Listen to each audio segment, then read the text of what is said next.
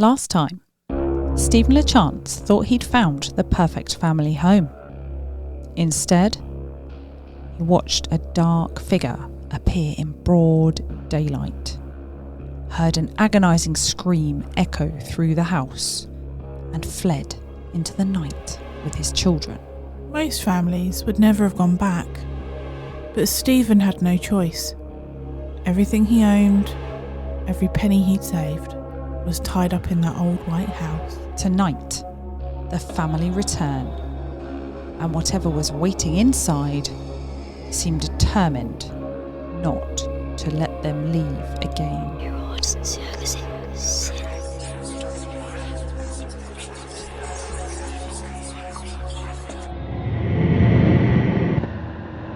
This is a ghost story. Hello everyone, and welcome back to This is a Ghost Story. I'm Kathryn. I'm Alison. And I'm producer Andrew. If you've not heard part 1 yet, we'd definitely recommend going back and listening before continuing with today's episode. We left Steven and his children fleeing their home after witnessing what he described as a shadowy figure and hearing a scream unlike anything he'd experienced. Today we pick up the story as Steven faces an impossible decision. Does he abandon everything or does he go back? So, brace yourselves. This is a ghost story. Returning home.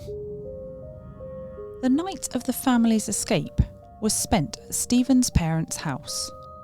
None of the children wanted to talk about what had happened. They simply wanted to stay as far away from the old white house as possible. The following morning, Steven left on a business trip. For almost a week he replayed every moment in his mind. The figure, the scream, his son's terrified words. The basement monster is standing in the window. The longer he was away, the more he questioned himself. Was it stress? Exhaustion? Had the fear exaggerated what he'd seen? By the time he returned home, logic had begun to take over. There was one unavoidable fact. He and his children still needed somewhere to live. A quiet weekend. Returning to the house was difficult. Every room reminded Steven of that terrifying night. Yet, nothing happened. Saturday came and went peacefully. Then Sunday. No screams, no shadow figure, no freezing temperatures. For the first time, Steven wondered if perhaps the nightmare really had been over. The shed. While exploring the old shed behind the house, the children discovered something unusual. Boxes, furniture, clothes, personal belongings. Items that clearly belonged to people who had once lived there. It didn't look as though they'd carefully moved out. It looked as though they'd left in a hurry and never returned. Calling the landlady. Steven decided it was time to ask the landlady a question he'd been avoiding. When she answered the phone, he didn't waste time. Has anyone ever said the house was haunted? At first she hesitated. Then admitted one former tenant believed her deceased father had appeared inside the property. Another tenant had apparently left suddenly, leaving many of their belongings behind. She insisted she never believed the stories.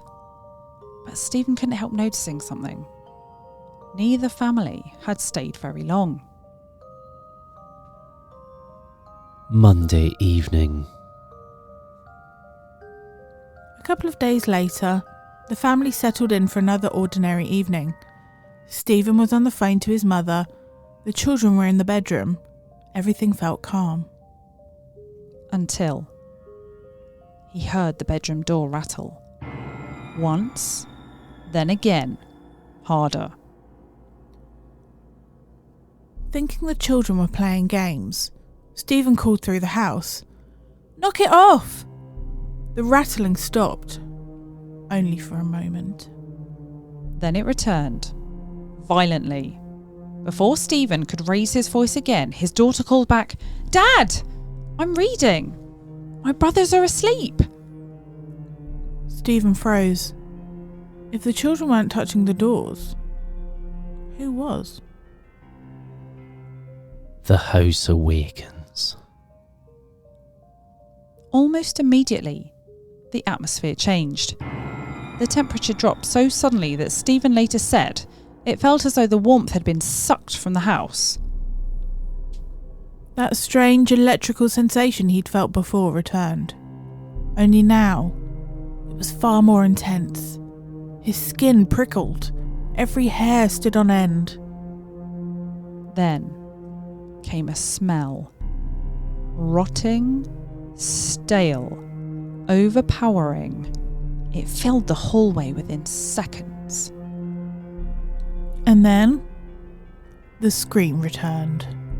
Not faint, not distant. This time, it echoed through every room. From upstairs came heavy footsteps. Boom, boom, boom, each one shaking the floor beneath Stephen's feet. Another voice joined the screaming. A child, crying out in pain. The sound seemed to come from every direction at once. Fighting to reach the children.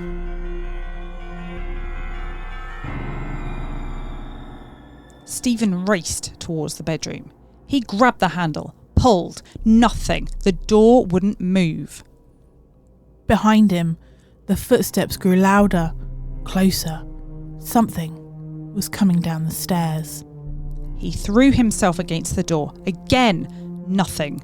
One final desperate attempt and the door burst open. His daughter stood frozen with fear. The boys were terrified. Stephen shouted for his middle son to take his younger brother and run for the car. His daughter couldn't move. In desperation, he snapped her out of her shock. Grabbing her hand, he pulled her towards the door. Somewhere behind them, another bedroom door flew open. Stephen never claimed he saw what followed, but he was convinced something was chasing them. Leaving forever. The family burst from the front door. Moments later, they watched from the end of the street. Through the downstairs windows, they saw a dark figure moving methodically from room to room, searching, as though looking for the family that had just escaped. That was the last night Stephen's children ever spent in the house. He only returned to collect belongings. Never alone, and eventually, he handed the keys back. The landlady simply looked at him and quietly said, "Some people are meant to live in an old house like that, and some people aren't."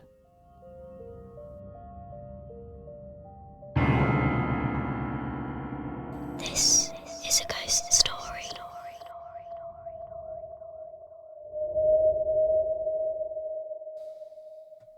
Okay, guys, I definitely need a moment after that story. Yep. Plenty of horrific experiences in that house. Yeah, I was thinking exactly the same thing. There are some stories where you can almost picture every single moment, and this is definitely one of them. Yep, my God. Do you know what? These are the stories that we love, aren't they? The ones they're amazing. That they're just ordinary. They're, you know, he's not someone looking for ghosts. He's not investigating a haunted location. He's simply trying to find somewhere for him and his children to live. Yeah, and he's happened upon the creepiest house Horror ever. house. Yeah. I mean, that's a dream, isn't it? Some beautiful old, historic house, lots of room, beautiful features, amazing. But, oh my gosh, I could literally visualise everything that was going on, and it made me feel sick. Those poor kids. Poor Stephen. I know. It's that too good to be true, isn't it? You Yeah. see this house. Tragic. The poor guy needed, he needed a break, bless him. And you know what? That could be another thing, couldn't it? There's a lot of stress in his life. There's a lot of upheaval in his kid's life. Does that help things to come in a bit more? I say come in a bit more. Does that heighten things? Is probably the better term.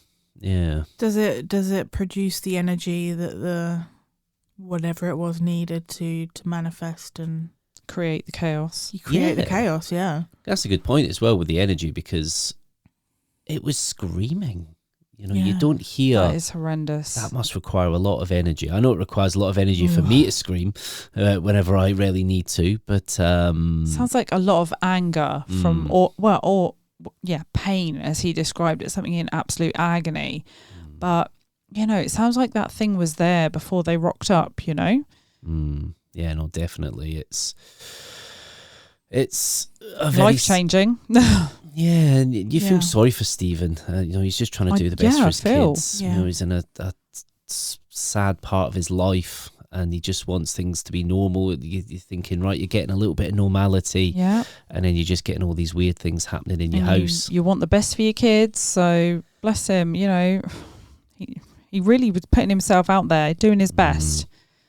So going back to the start of the story, when Steven's just kind of moving in, getting settled.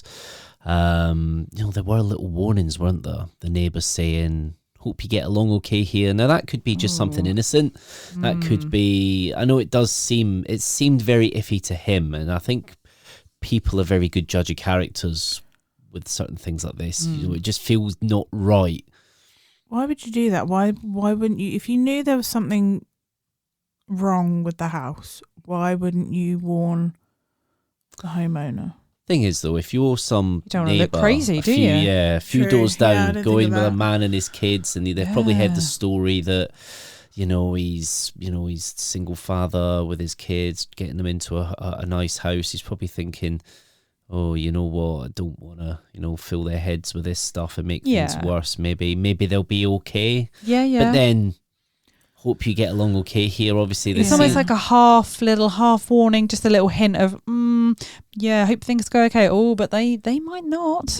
It might even, it's even like, you break it down. Hope you get along okay here. It's like, I hope you do. Yeah. Well wishing. Yeah, maybe it's hopefully with a hint you of are the guys that actually get to stay here. Yeah. And don't get chased out. Yeah. You've also got the people refusing to walk in front of the house. That's weird. Invisible barrier. It must just be, maybe the house is the talk of the town. Maybe the house gives something off, or maybe like you say, I mean, it sounds like everyone else knew, but the new folk moving in, so... Because normally you'd walk past the house on the pavement. You'd feel the pavement is the safe area, wouldn't you? But away from the house. People were not even there. They're going across the road. They're crossing into another county to get past this place. And to be fair... Take no risk. I don't blame them now. Me neither. Let's look at the first real strange thing that Steven noticed. The strange hook and eye latches on the outside of the bedroom doors. That's horror movie stuff, isn't it, Alison? It is, That is the kind of stuff where you kind of kidnap somebody and you put them in a room and then you don't want somebody to get out. Just me. That's very specific. Victorian horror house. We're getting a little insight into Alison and what she does in her spare time. Everyone's got their hobbies. Everyone has their... Yeah. James McAvoy, is he in one of your rooms? Yes. Yeah, get a train set. That'll be a little bit better. Actually, that'd probably be a bit more. You'd want to hide that, wouldn't you? That'd be a bit more like, no, I don't like that. No. Yeah, I'd rather people thought I'd kidnapped people than had a train set. That's fair enough. But so it's almost like there were little clues along the way, but nobody explained what they meant, really, did they? No, that definitely gives you the uncomfortable, icky feeling, doesn't it? Yeah. Yeah, what's gone on there in the past? Ooh, keeping people in their rooms. Great. Yeah, but what are you trying to keep inside? Yeah. Yeah. Man, I'd love to hear from other people, you know, who had lived in that house before. Wouldn't that be really interesting to find out? Because obviously the belongings of those people were out in the shed. Yeah, I'd love to know. Well, then. But would I? Well, that's it. Sometimes, Who knows? sometimes it's best not. Ignorance is bliss, isn't it, really? Very true, very true. So, what about the basement? I mean, my God, butcher's shower. Sorry. What's a butcher's shower? That sounds like something you would type into Urban Dictionary and find that something horrific. I take it that's a kind of shower where if you kept like maybe livestock on your land at one point, maybe that house was old enough and you then, you know, did the duty to the poor animals and then you had to wash yourself down. I'm guessing it's something along those lines. Pretty sure I've heard of those before. Why can't you come in the house and use the normal shower? Assuming that... no, I'm joking. It's because he'd be absolutely covered. And assuming that there's like a door from the outside into the basement, perhaps, so you can just literally go straight through into the shower. You know what? It could be the basement itself is probably maybe where they would have maybe done the butchering, and because it would probably be cool down there. Yeah. Maybe because back then, you know, I think it was only the real rich people would have ice blocks delivered. Whereas probably down in the basement, probably the coolest part, you could probably keep your meat there and then go and have a shower. But that does feel but like something out of Saw, doesn't it? Yeah. Butcher your meat, have a shower. But, you know, that poor little boy, you know, the fact that he was so scared he'd wet himself, you know, okay, children can imagine things. Yeah, but that's extreme. And that is definitely real in my book. Especially because it happened almost immediately after moving in. There'd been no ghost stories, no scary films, no suggestions the house was haunted.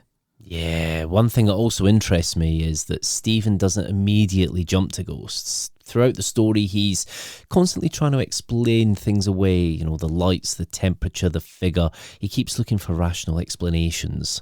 You know, and that's what most folk do, don't we? We, you know, quickly try to rationalise so we don't panic and flip out. Yeah, absolutely. You don't immediately think, oh, it's haunted. You think, oh, the electrics must be faulty, or perhaps somebody's broken in, or, well, you'd probably think, perhaps somebody's broken in. Yeah. Or maybe I'm overtired. I guess if you'd experienced some paranormal things and then you realise it's just somebody broken in, you'd be like, it's only someone broken in. That's better than some unseen force. Yeah, exactly. I don't know. I don't know. I think I'd rather have the paranormal. Yeah. Careful in my what you house. wish Oh, for. God. I know, I was like, I know, I didn't want to say it out loud. I mean, yeah, But you made you me. definitely don't want an intruder. But I don't want anybody in my house. I guess that is Apart the best from me. option. I don't even want my I'm with partner in you. my house.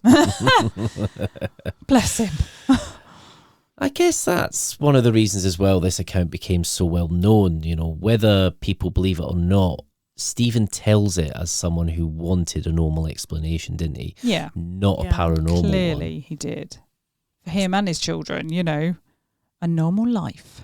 Yeah, and that's...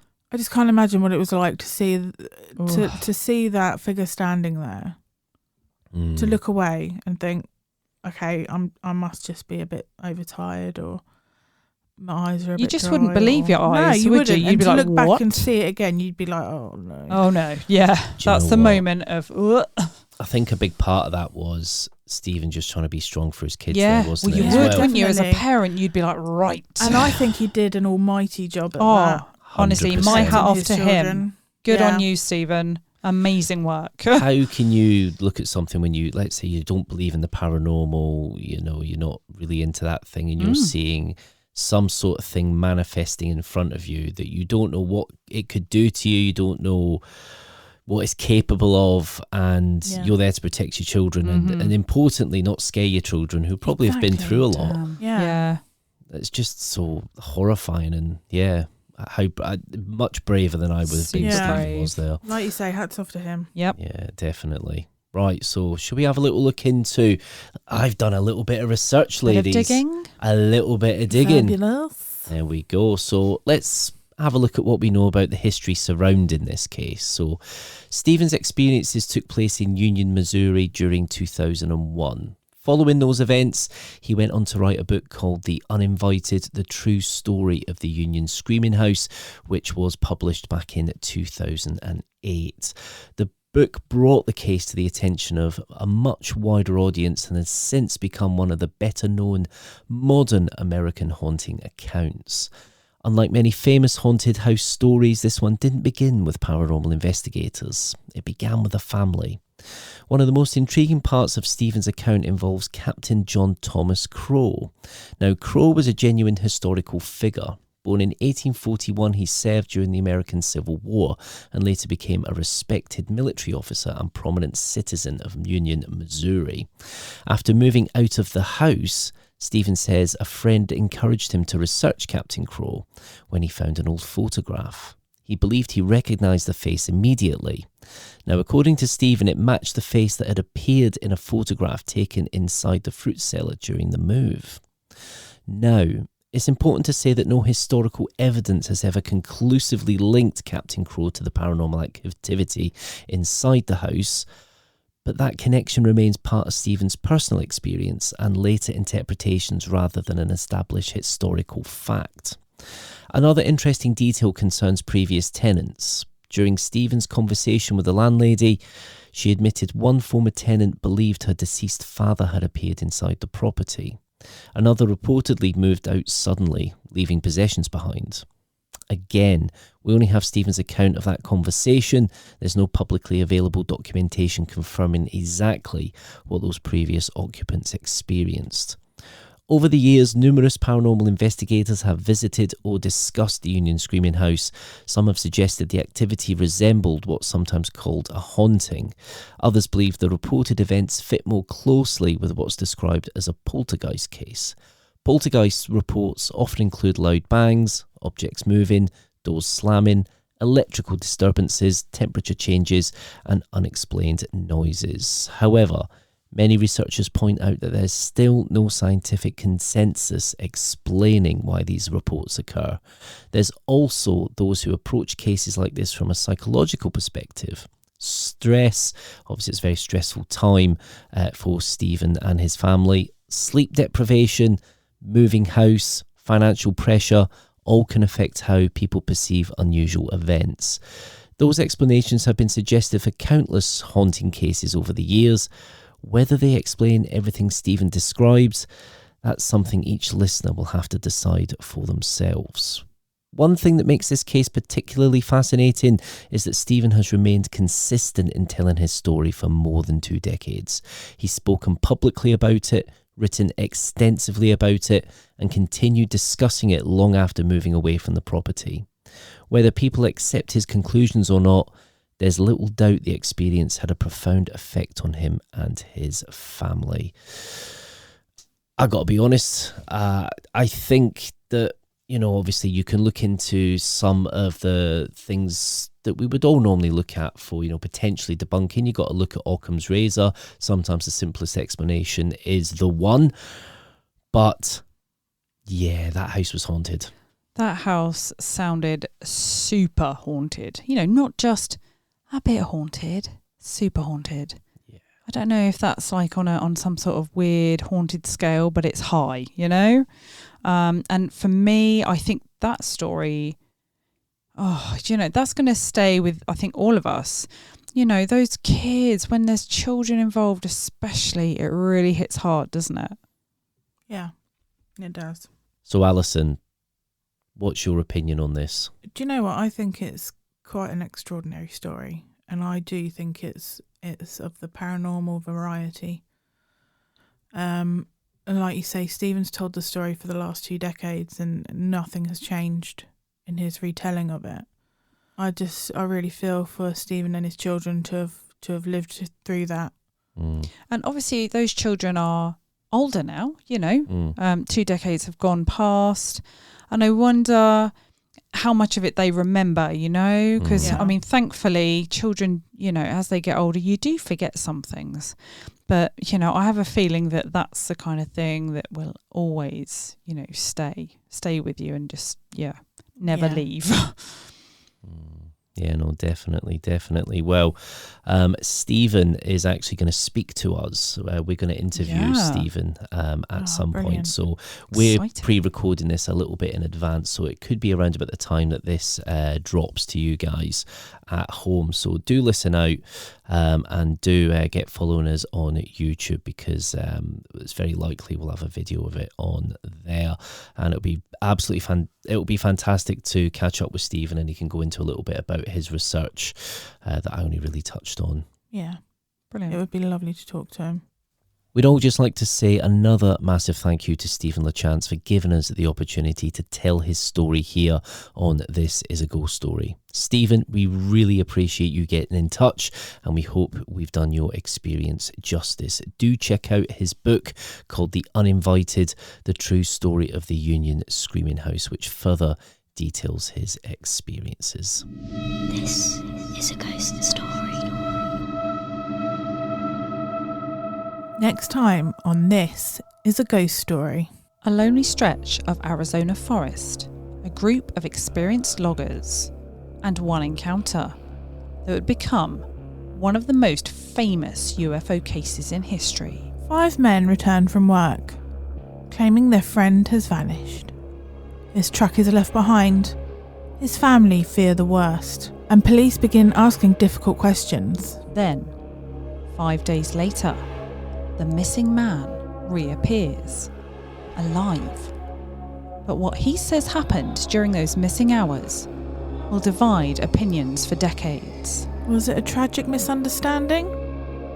An elaborate hoax? Or one of the most compelling alien abduction accounts ever recorded? Next time, we examine the extraordinary story of the fire in the sky, the Travis Walton case. And we'll let you decide what really happened in those woods. Until then, keep an open mind, because sometimes the truth really is stranger than fiction. Thank you for listening to another episode of This Is a Ghost Story. Don't forget to follow us on social media. We are absolutely everywhere now. We are now on YouTube. So just search This Is a Ghost Story, all one word, to find us on there. So we are on Twitter, or X, at A Ghost Story Pod. We're on Facebook, This Is a Ghost Story. And Instagram, This Is a Ghost Story, all one word. Or you can find us on TikTok at this.is.a.ghost.story. Please leave us a review wherever you listen to your podcasts. And remember, if you have a paranormal experience that you would like us to read on the show, please email us at thisisaghoststory@icloud.com. we'll see you next time. This is a ghost story.